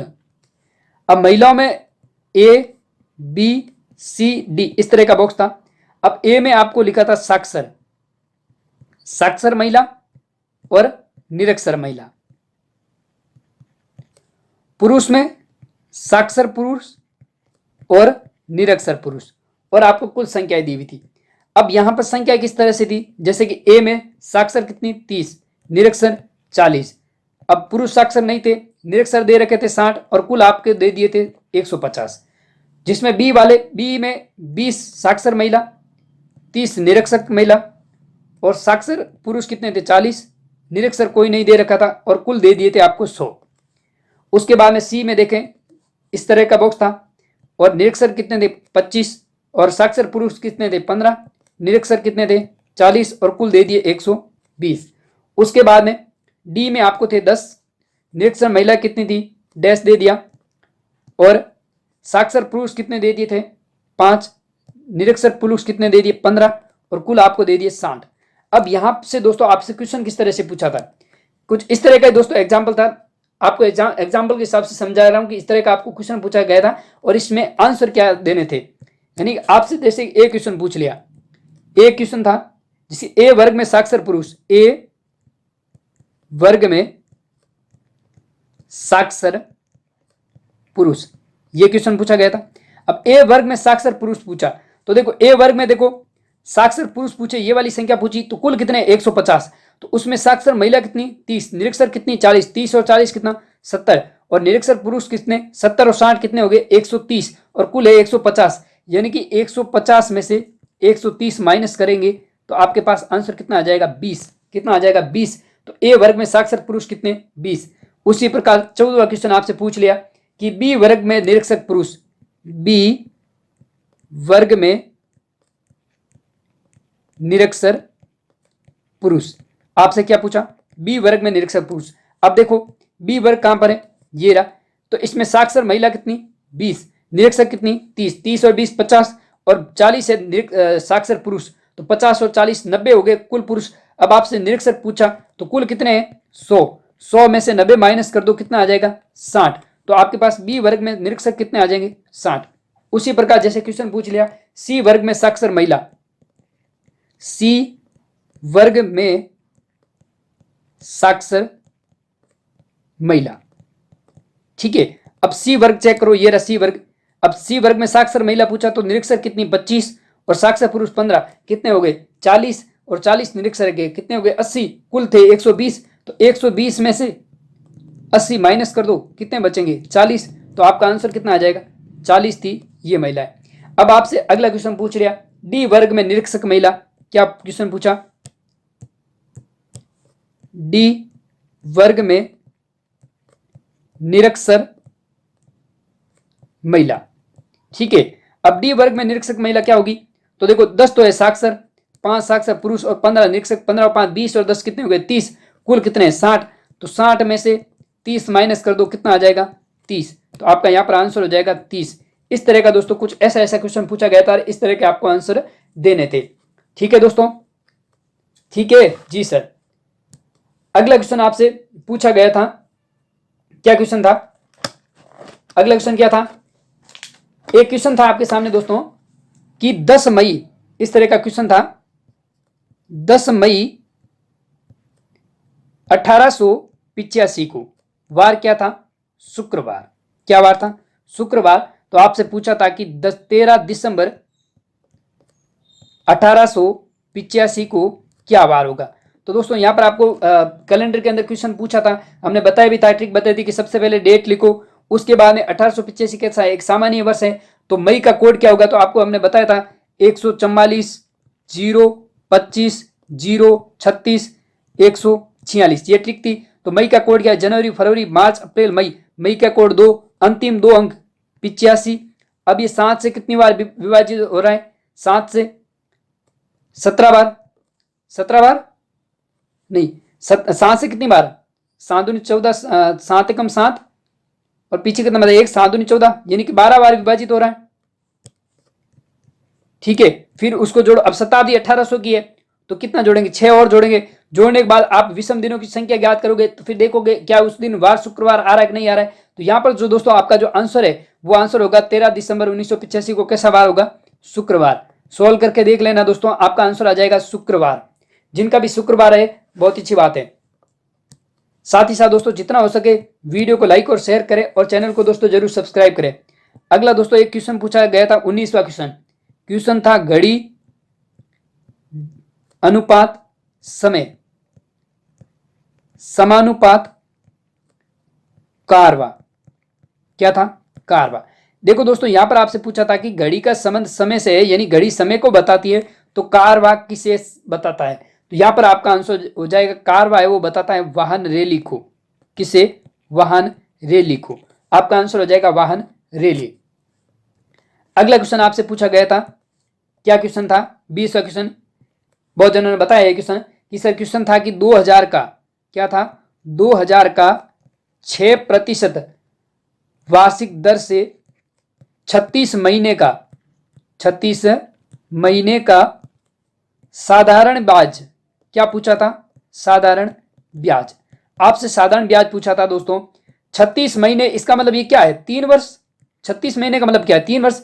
तो साधारण ब्याज का क्या फॉर्मूला होता है P into R into T बट्टा 100, यही फॉर्मूला होता है। P कितना है 2000, R कितना है 6, T कितना है 3 वर्ष बट्टा 100 कर दो, 2 जीरो से 2 जीरो गया, 6 इंटू 3 9, 9 इंटू 2 18, 180। कितना आ जाएगा? 180 रुपये। Sorry, 6 into 3 18, 18 into 2 36, sorry 360 answer आएगा। कितना आएगा? 360 रुपये। ये होगा आपका साधारण ब्याज। ठीक है, अगला क्वेश्चन क्या पूछा गया था? साथ ही साथ जितना हो सके वीडियो को लाइक और शेयर करें। अगला क्वेश्चन दोस्तों आपसे 21वां क्वेश्चन पूछा गया था कि दवाई का संबंध किसका? दवाई का जो संबंध है वो है बीमारी से। किससे? बीमारी से। तो उसी प्रकार दोस्तों आपको बताना था बुक का संबंध किससे है। दवाई का संबंध बीमारी से है, तो बुक का संबंध किससे है? तो आपका आंसर हो जाएगा परीक्षा तैयारी से। क्या आंसर होगा? परीक्षा तैयारी से। बुक का संबंध किससे होगा? परीक्षा तैयारी से। ठीक है, आगे एक क्वेश्चन आपसे पूछा गया था। क्या क्वेश्चन था?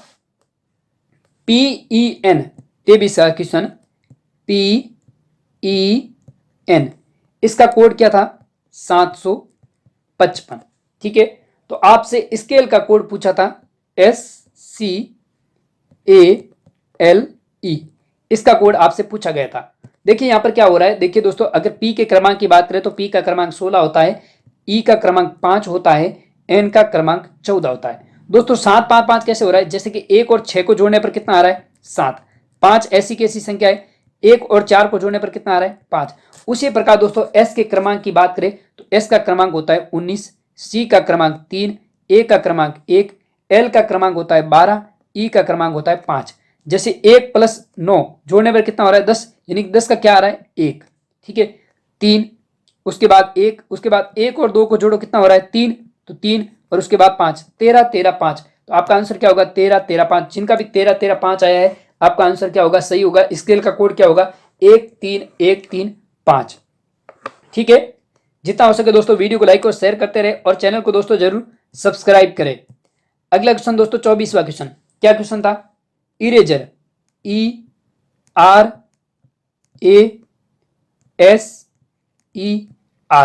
इसे क्या लिख रहा है? इसे लिख रहा है दोस्तों, क्या पूछा गया है इसे? वो लिख रहा है 5 9 11 5 9। क्या लिख रहा है? इस तरह से लिख रहा है।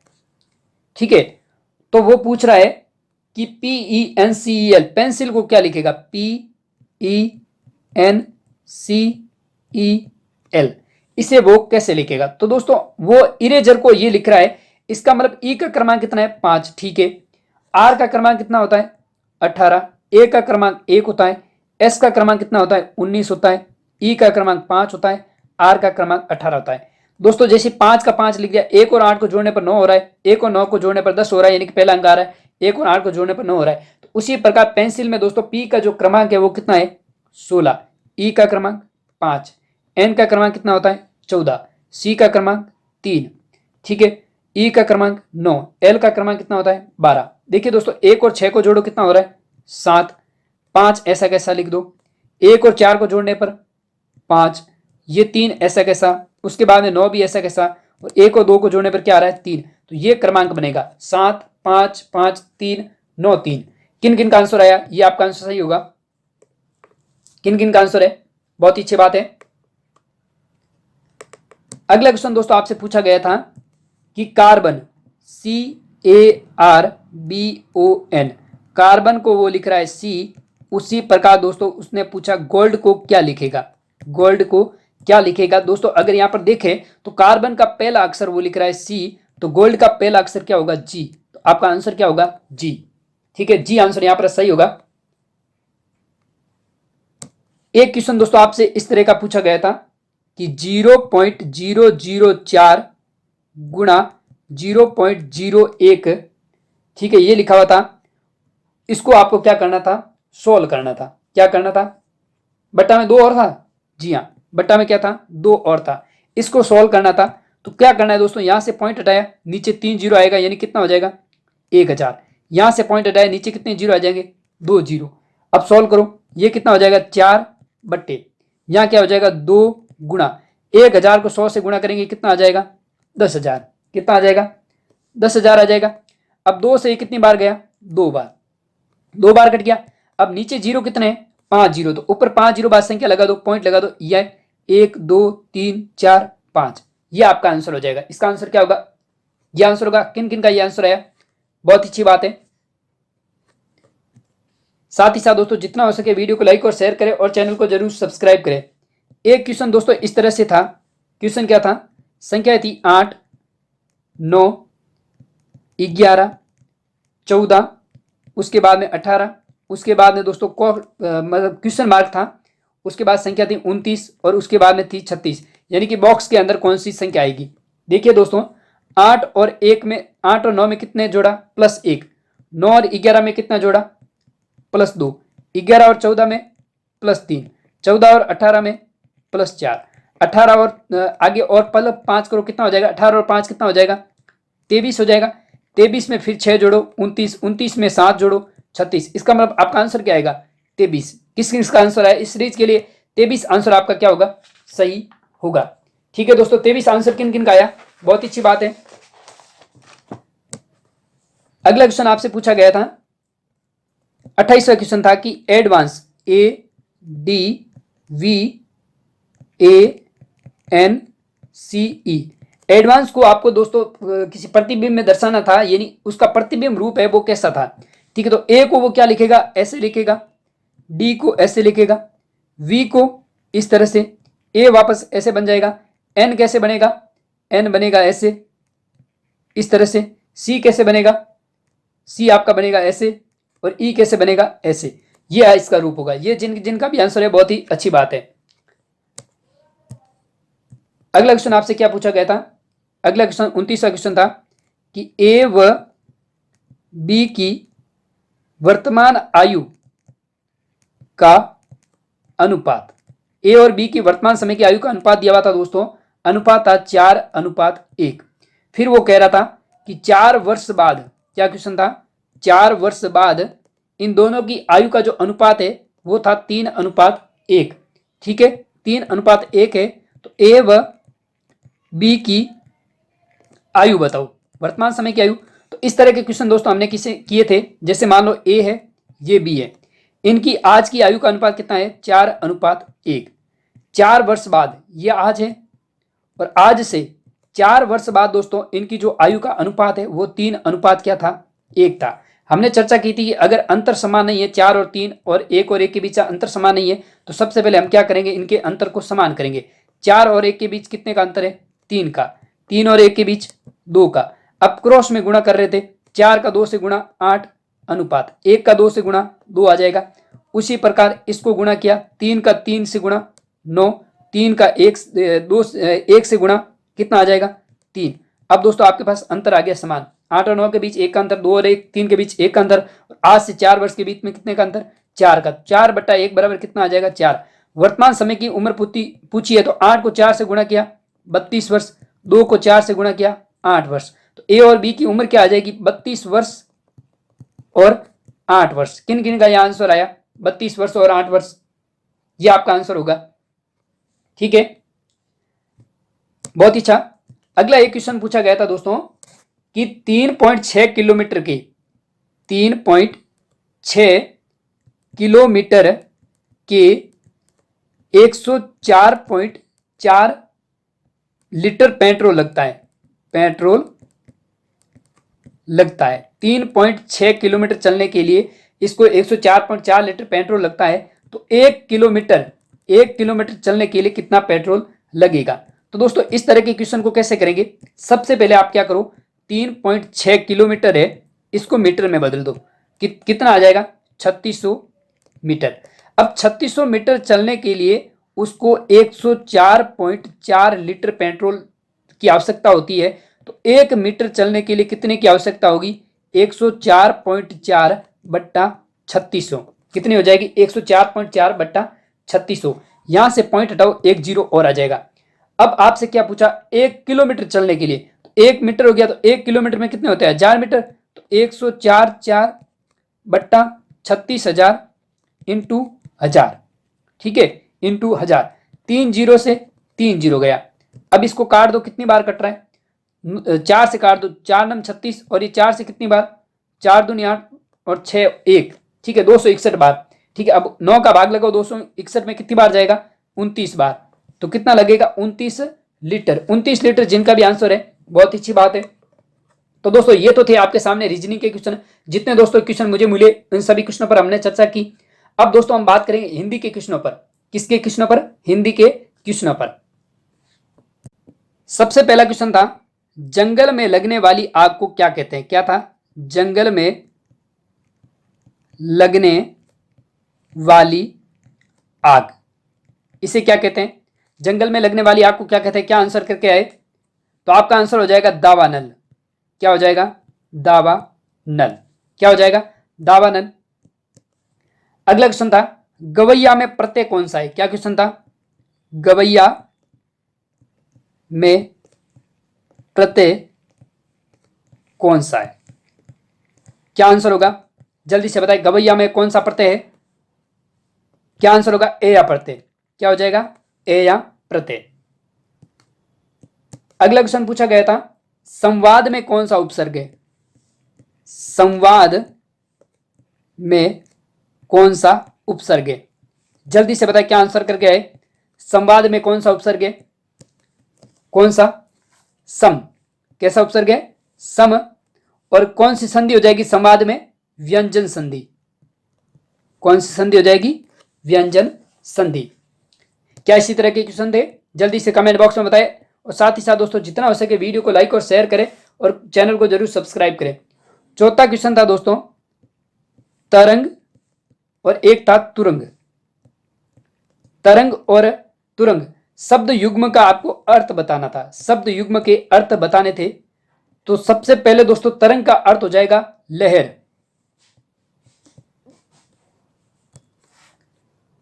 और तुरंग का दोस्तों आपका अर्थ हो जाएगा घोड़ा। तुरंग का अर्थ क्या हो जाएगा? घोड़ा। ठीक है, क्या यह आंसर करके आए? तुरंग का अर्थ क्या हो जाएगा? घोड़ा। ठीक है, यह आंसर आपका सही होगा। तरंग का लहर, तुरंग का घोड़ा। अगला क्वेश्चन दोस्तों आपसे पूछा गया था, पांचवा क्वेश्चन, कि आदि, एक तो लिखा हुआ था आदि, दूसरा था आदि। इन शब्द युग्म के आपको अर्थ बताने थे। आदि और आदि। पहले वाले दोस्तों आदि का अर्थ हो जाएगा आरंभ। क्या हो जाएगा? आरंभ। और दूसरे वाले आदि का अर्थ हो जाएगा दोस्तों आदत कह दो, या फिर आप कह दो अभ्यस्त। अभ्यस्त। ठीक है, और इस पहले वाले आदि का आरंभ भी कह सकते हो और एक प्रारंभ भी कह सकते हो। क्या? प्रारंभ। क्या इसी तरह के ऑप्शन थे?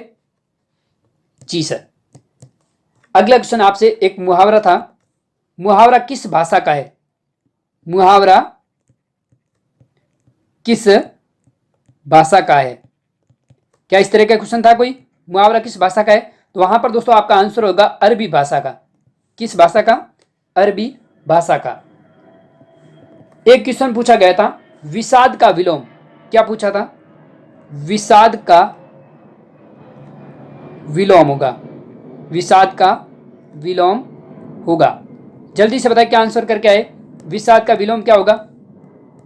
विषाद का क्या होगा? विषाद का विलोम आह्लाद। क्या हो जाएगा?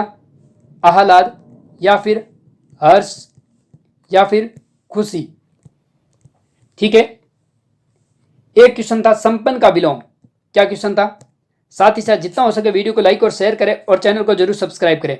आठवां क्वेश्चन था संपन्न का विलोम। संपन्न का विलोम क्या होगा? विपन्न। क्या होगा? विपन्न। एक क्वेश्चन था अंधे के आगे रोना मुहावरे का अर्थ। क्या क्वेश्चन था? अंधे के आगे रोना, इस मुहावरे का अर्थ क्या था? जल्दी से बताएं, क्या आंसर करके आए? अंधे के आगे रोना, असहाय व्यक्ति से सहायता मांगना। क्या होगा? असहाय व्यक्ति से सहायता मांगना। क्या आंसर होगा? असहाय व्यक्ति से सहायता मांगना। एक क्वेश्चन था रचना के आधार पर वाक्य के प्रकार। क्या क्वेश्चन था? रचना के आधार पर आपसे वाक्य के प्रकार पूछे थे। जल्दी से बताएं। रचना के आधार पर वाक्य के कितने प्रकार है? 3 प्रकार। कौन कौन से? एक तो होता है सरल वाक्य, दूसरा होता है संयुक्त वाक्य, और एक होता है मिश्र वाक्य। कैसा वाक्य होता है? मिश्र वाक्य। ठीक है, तो ये रचना के आधार पर वाक्यों के प्रकार कितने हैं? 3 प्रकार। एक क्वेश्चन पूछा गया था दोस्तों आपसे, स्वच्छ की संधि, स्वच्छ की संधि बताओ। स्वच्छ का संधि रूप कैसा था? क्या आंसर करके आए बताएं। स्वच्छ यानी कि सु प्लस अच्छ, सु प्लस अच्छ, और इसके अंदर कौन सी संधि हो जाएगी? यण संधि। ठीक है। एक क्वेश्चन था, पुस्तकालय में संधि, किसमें? पुस्तकालय, पुस्तकालय में संधि कौन सी होगी? पुस्तकालय में संधि जल्दी से बताए, क्या आंसर करके आए। पुस्तकालय में कौन सी संधि है? पुस्तक प्लस आलय। कैसी संधि होगी? दीर्घ संधि। दोस्तों जितना हो सके वीडियो को लाइक और शेयर करें और इस चैनल को जरूर सब्सक्राइब करें।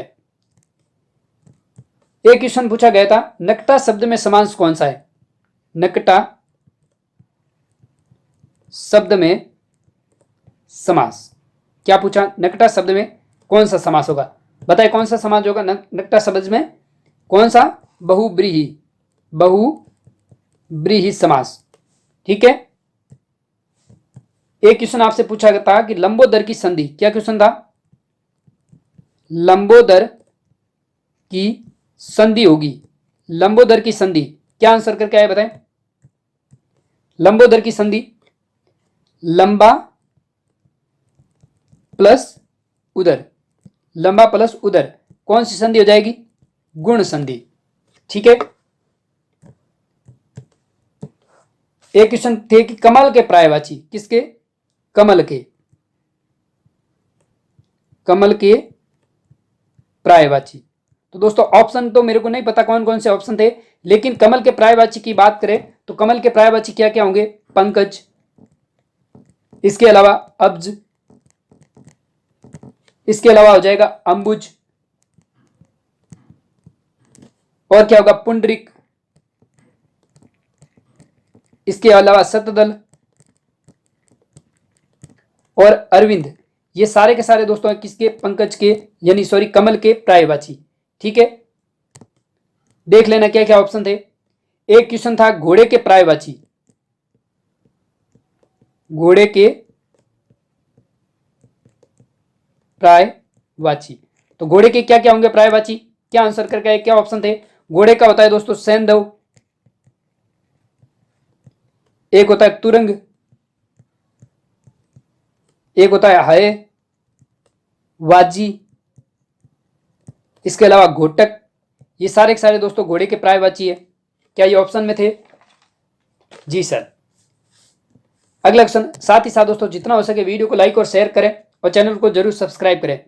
क्वेश्चन था पो 12 होने मुहावरे का अर्थ, पो 12 होना, इस मुहावरे का अर्थ बताना है। क्या अर्थ होगा? पो 12 होना, चारों ओर लाभ होना। बहुत ही अच्छा, चारों ओर लाभ होना।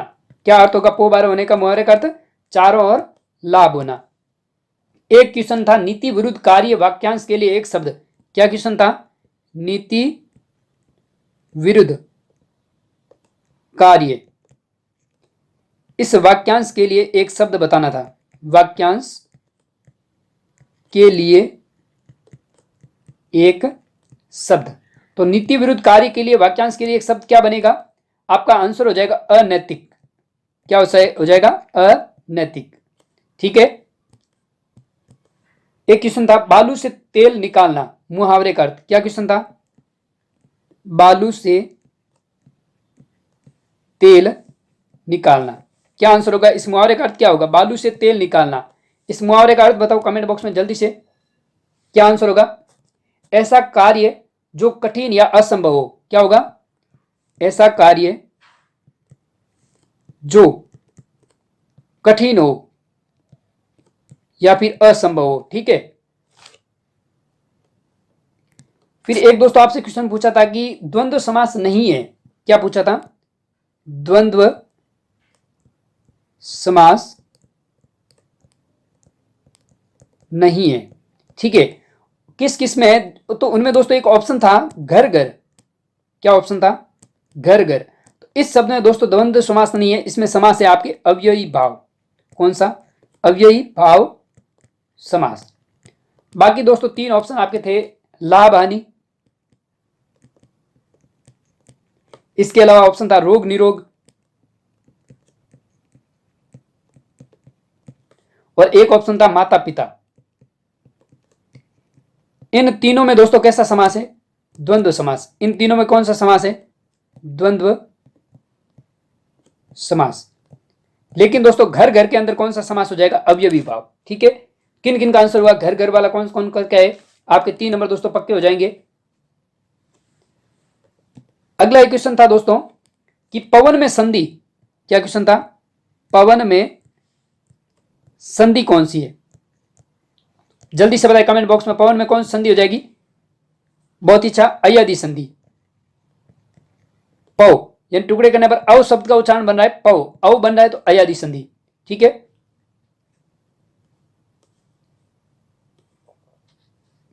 एक क्वेश्चन था दोस्तों शुद्ध शब्द, आपसे पूछा था कि शुद्ध शब्द बताओ, शुद्ध शब्द।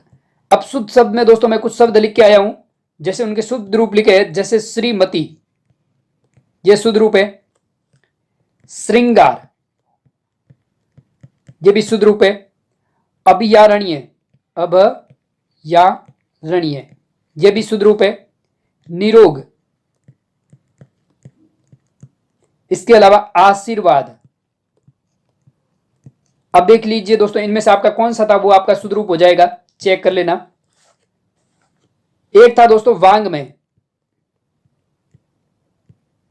वांग में इसके अंदर आपको संधि बतानी थी, तो इसका शुद्ध संधि विच्छेद क्या हो जाएगा? वाक प्लस मय, और इसके अंदर संधि कौन सी हो जाएगी? व्यंजन संधि। कौन सी संधि? व्यंजन संधि, ठीक है। एक क्वेश्चन था दोस्तों अशुद्ध वाक्य, आपसे पूछा था कि इनमें से कौन सा अशुद्ध वाक्य है? अशुद्ध वाक्य छांटना था, और उसमें दोस्तों अशुद्ध वाक्य कौन सा था? वह सबसे सुंदरतम साड़ी है, वह सबसे सुंदरतम साड़ी है, यह आपका दोस्तों अशुद्ध वाक्य था। वह सबसे सुंदरतम साड़ी है, यह आपका अशुद्ध वाक्य था। एक क्वेश्चन दोस्तों आपका इस तरह से एक मारवाड़ी शब्द में लिखा था कि राबड़ी केवे मने दांत से खाओ, कहीं थे, क्या था? राबड़ी केवे मने दांत से खाओ, मतलब पीना नहीं है, दांत से पीना नहीं है। राबड़ी कह रही है कि मुझे दांत से खाओ, तो ये एक लोकोक्ति है। क्या है दोस्तों? लोकोक्ति। और इस लोकोक्ति का आपको अर्थ पूछा था, लोकोक्ति का अर्थ पूछा था कि राबड़ी कहे मने दांत से खाओ, तो इस लोकोक्ति का अर्थ क्या होगा? कि कमतर व्यक्ति भी आदर की अपेक्षा करता है। क्या था? कमतर व्यक्ति भी आदर की